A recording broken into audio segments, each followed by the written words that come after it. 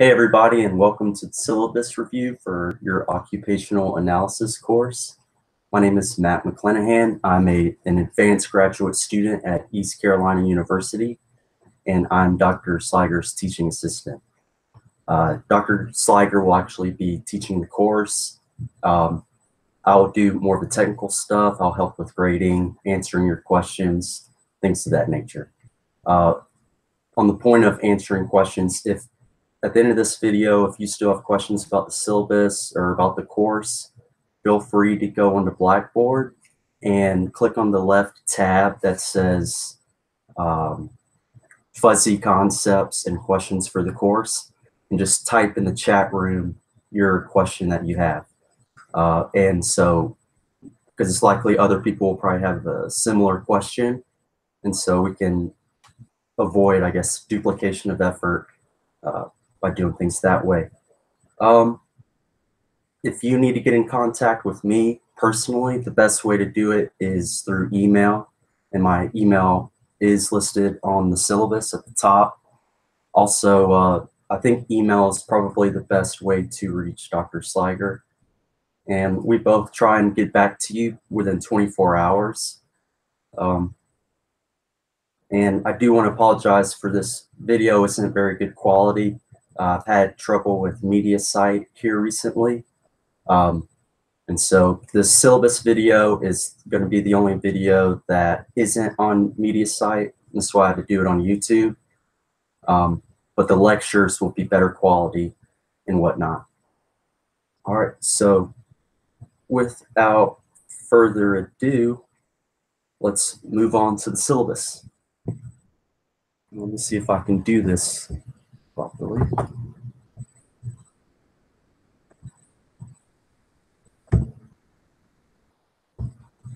All right, looks like we're rocking and rolling. There is Dr. Sliger's email address if you need it, and mine is below it. The course, even though it's an online course, we will, I guess, technically be having class on Wednesdays. And typically, well, I'll get to when assignments are due, but so the syllabus begins with the disability service statement. If you have a disability or feel like you may or may not need accommodations, get in contact with the Department for Disability Support Services. We provide the number there, and I can help you out in any way I can. Just let me know, shoot me an email if you're having difficulties with getting accommodations. Next, we have student resources. If you want help with writing, you can get in contact with the University Writing Center. They can check your what you've written and give you feedback, check your grammar, spelling, things of that nature. And then, but you got to do it ahead of time before assignments are due. I'm not going to go through everything in the syllabus, but we have emergency weather information. We don't have to worry about that because we're an online course. Continuity of instruction. All right, required text. A required text for this course is a guide to career management and programming for adults with disabilities. Dr. Sliger actually downloaded the book into PDF format and provided it to you guys on Blackboard, so you don't have to go out and buy this book. It's already in Blackboard, and it's listed under the tab called, I believe it's your learning materials. And so whichever chapter he's going over for that week, it'll be in that folder for you to read. Now, the revised handbook for analyzed jobs, the next required text, it's not a PDF file online. You'll have to purchase that. It's a relatively inexpensive course pack. Let me know if you have any difficulty getting your hands on that item. Resource materials, these are just recommended materials for different students. If you are planning to get your military trauma counseling MTC certificate, I would go ahead and get the Military to Civilian Transition Guide. Dr. Sliger recommends this as well. We also, for rehabilitation counselors or future vocational evaluators, Dr. Seiger recommends the Job Search Handbook for people with disabilities. And then, of course, we have the APA Publication Manual for American Psychological Association 6th edition. That's the required writing format made for graduate students and whatnot. So if you're a graduate student, you're going to want to pick that up. Dr. Sliger is also big on grammar and punctuation. So you might want to pick up the Strunk and White book, Elements of Style. They have some good tips on how to write more clearly and all that good stuff. All right, catalog, course description, and prerequisites.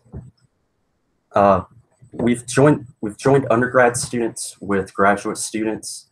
The graduate student course is titled ADRE 6100, but for undergraduates, I think it's ADRE 4100. Graduate students will have an extra assignment that they'll have to complete, and I'll talk more about that. Purpose of the course, I mean, this is the information Dr. Sliger provides in this course is like the meat and potatoes of vocational evaluation and rehabilitation counseling. And it's the better you know this material, the better you will be able to assist people with disabilities in your work. But you can read that at your own leisure. Professionalism, of course, we expect students to be professional and uphold integrity throughout the course. And this is just some of the run-of-the-mill stuff you'll see on other syllabi. Course plan structure. This course is very intensive. There are lots of different assignments, activities, quizzes. There are a couple exams. There are papers that you have to do, assigned readings. I really encourage you guys to stay on top of the material and kind of get started early on some of the projects that Dr. Sliger will be telling you guys more about. Course objectives for CACREP. CORE and CACREP are accrediting bodies who credit vocational counseling and other counseling related university programs. As you guys probably know, they have recently merged, so we probably need to update this, but you can read this chart at your own leisure because there are just a lot of different standards and whatnot. And that is just something that we got to do. We have to put on the syllabus. So I'm just going to scroll down. Keep scrolling, keep scrolling. All right, course requirements. We strongly encourage you guys to participate as much as possible. No late assignments are accepted, and makeup exams are also not accepted without prior approval. And let's say you do provide prior approval, you can shoot me or Dr. Sliger an email explaining the situation. It could be a life emergency. Life happens, stuff happens, sickness happens. So if anything occurs, let us know beforehand if you're going to miss an exam. Otherwise, there's not much that we can do about people turning in late assignments or not being able to complete an exam. The next thing is a personal blog. I believe the personal blog is due probably next week. We'll look at the schedule, but of course you'll create your own blog. You'll do that through Blackboard. There are more instructions on Blackboard, and there are rubrics on Blackboard. So once again, if you have questions or anything, just let us know on the fuzzy thoughts and questions about the course tab. Activity. I need to update the syllabus. This says that there are 2 activities. Dr. Sliger and I broke it down to actually 3 different activities, and you can look at what these entail by looking at the course rubrics, and there's an activities tab in which you will submit papers and whatnot online. There are quizzes. There will be 12 quizzes. They're open book, open note, and you can consult with your neighbor, with another classmate or whatnot. You will have a week, complete the quiz, and once again, you'll do it through Blackboard. Examinations, one's midterm, one is the final.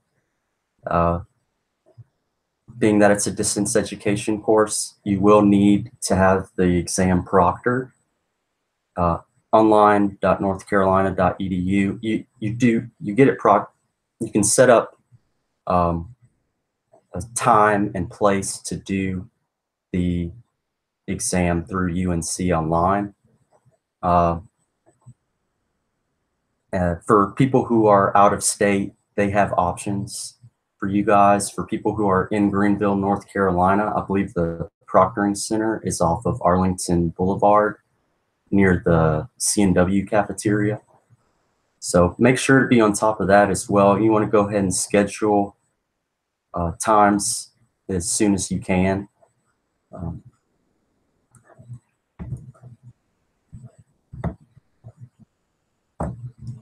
Once again, there are several activities, and I kind of already talked a little bit about that. And once again, there's more information on Blackboard. There are also 3 different papers required. The first of which is a job placement project. The job placement project is actually 5 different papers, I guess you could say. And you'll be provided with a fictitious client with some sort of disability, and then you will conduct a transferable skills analysis based on the fictitious client's information.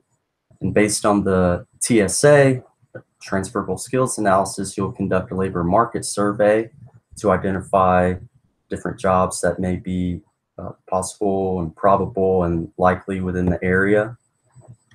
And then based on the labor market survey, you'll conduct a job analysis.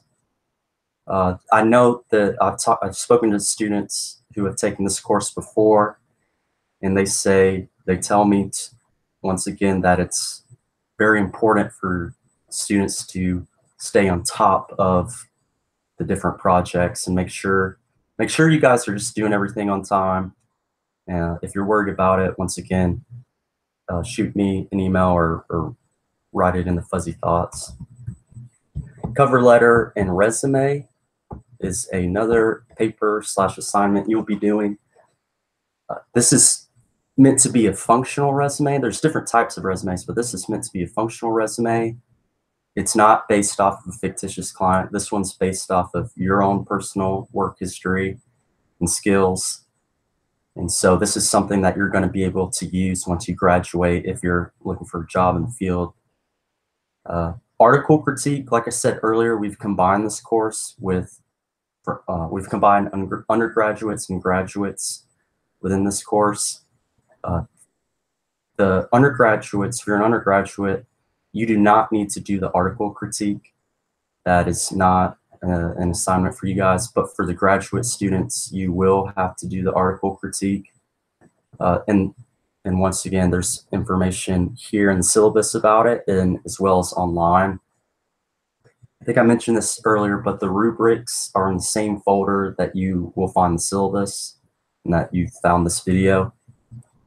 So make sure you look at the rubrics for each assignment, each paper, because that's how Dr. Sliger and that's what we use to know how to grade what you turn in. Everything will be turned in through Blackboard. If it's a written assignment, it's preferable if it's word process, double space, 12-point font, like I said, APA style, basically, APA format. If there are any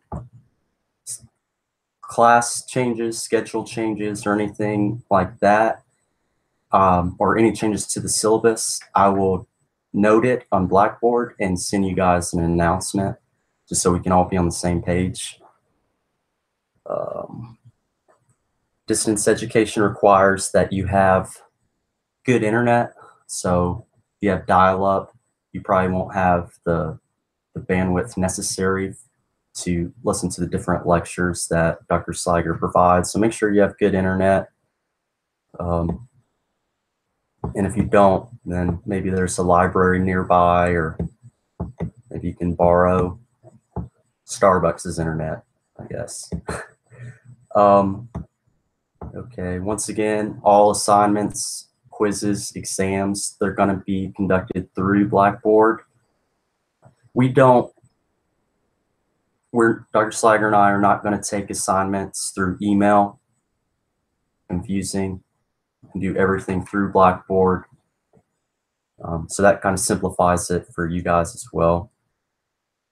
Course evaluation, the same with every semester, every course within ECU.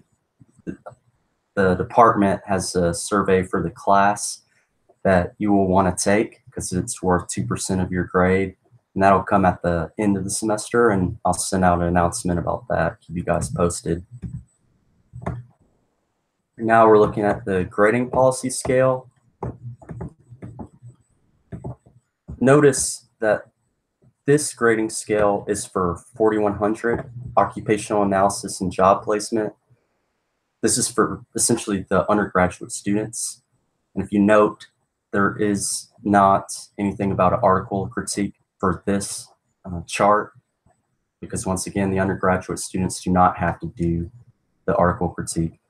But this lays out the points, each assignment, exam, quiz, and whatnot, what they're worth, and then how many points you need for an A, B, or C. And so I've done the same thing for the 6,100 people. I just want to be clear about this. And in this chart, we do have the article critique. It's worth 35 points, as you see right here.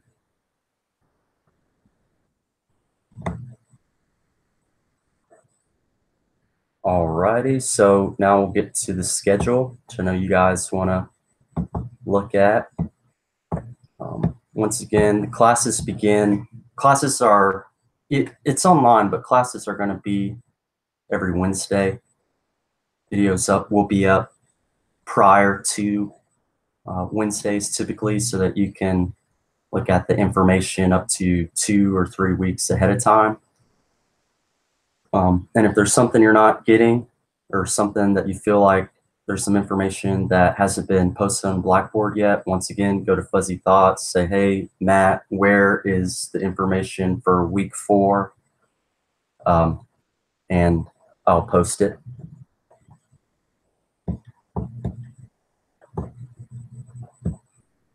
So in the right-hand column, you're looking at the due dates. Items will be due through Blackboard. Generally, they're going to be due on Wednesdays by 11:59 p.m. That's for like quizzes, your personal blog, different activities. The exam times and days are different, but we'll talk about that.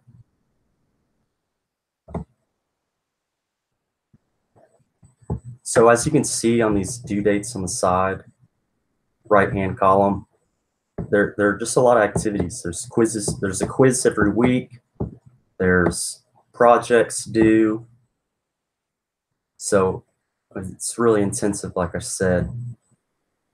But it's good. I mean, you have Dr. Sliger teaching you, and he's one of the more renowned professionals in the field of vocational rehabilitation and vocational evaluation. He's got loads of expertise. If you guys have professional questions about, what you might want to do after graduating and you're considering either vocational evaluation or rehabilitation counseling, feel free to ask us, shoot us an email. I've worked in the field for, I guess, somewhere around 8 years now. And my dad, he has his own private practice in vocational evaluation. And the information that you're learning in the course are, once again, the meat and potatoes of the field. So we're all resources for you guys if you need us. The midterm is going to open on, if you notice, week 7. We have 2 different dates. The quiz will be on the 21st. And as you see, activity due is due on the 21st as well. The exam will then open at 11:59 p.m. on the 22nd and then close at 11:59 p.m. on February 23rd. So make sure you schedule your with a proctor. Make sure you get it proctored between those times, and I believe you'll have 2 hours to complete the exam. Let's see. More quizzes every week. You see the labor market survey is due in week 11. That's what LMS stands for.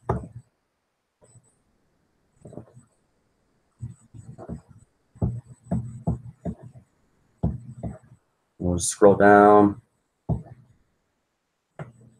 Week 15, we won't really have a lecture for you guys, but there are items due. Quiz 12, the cover letter, and the article critique is due on April 18th. The final exam will open at 11:59 p.m. on April 25th, and it closes at 6 p.m. on the 27th. This exam is going to be about 2 hours. The exams are closed note. You cannot consult with a classmate. It's kind of on your honor, or you're basically supposed to take the test alone with a proctor present. But with the quizzes and whatnot, like I said earlier, the quizzes are open note, open neighbor, open book. Once again, if anything changes on the syllabus, I will inform you. Let's see if I've really missed anything. I would encourage all of you guys to kind of go ahead and look in Blackboard, click on all the different tabs on the left-hand side of the menu screen. Let me see if I can pull this up for you.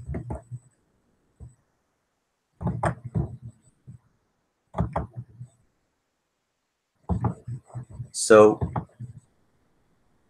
as you can see, we have a lot of different tabs here on the left. The assignments are going to be listed in this folder, and once you click on a certain assignment that you are turning in, you will click on that file and you will attach, you can attach the file. You'll write it in Microsoft Word, and then you'll attach the file, and that's how we will get your submissions. So there's one for assignments. Once again, there's those 3 activities. I'll have more information for that activity 2 for you guys, so you know exactly what it is that we want from you. The fuzzy concepts about the class. I don't believe it's set up currently at the moment of this being videoed, and then this is the fuzzy concepts. Is when you'll click on that and it'll open up a chat room or message board, and that's where you'll ask all the questions that you have for class. And a lot of times other students, once again, have the same question that you have, or they may even have an answer for you. And a lot of times other students make my job easier and get or actually probably even better in getting back with people or informing their peers in a timely manner. Let's see. The personal blog, that's where that assignment is due next week. As you see below, there's information that we want, or there's more details about the personal blog to help you complete that assignment. Okay, and so we get down to your syllabus and grading information. The syllabus will have all the different, it'll have most of the different forms you need. It'll have the rubrics that you need for each assignment. So take note of that. Your learning materials is the next tab that I'm clicking on. And there is a file for every week. And so the lecture videos will be inside of these files for you guys to view. The Paul Power chapters, that file is the file that has the Paul Power's book, the required text, that it has the PDF documents copied in there for you guys. Below your learning materials, you have tests and quizzes. You'll be taking those accordingly. And that's pretty much it for right now. If you have questions, once again, go to the fuzzy, sorry guys, the fuzzy thoughts. Shoot us a question. Some of the activities will require you to utilize East Carolina University's virtual computing lab. And I've actually put together a video to help you guys kind of navigate the virtual computing lab. It's got a couple programs that you're going to want to use that you probably don't have already. And so, yeah, that's what we have. This is a great course. Once again, it's a great course to help you in serving people with disabilities. If you have any professional questions, like in terms of which, if you're kind of trying to figure out what you want to do work-wise afterwards, or want to know more about vocational evaluation, you can contact me. You can contact Dr. Sliger. But that is it for this video. Thank you guys for watching.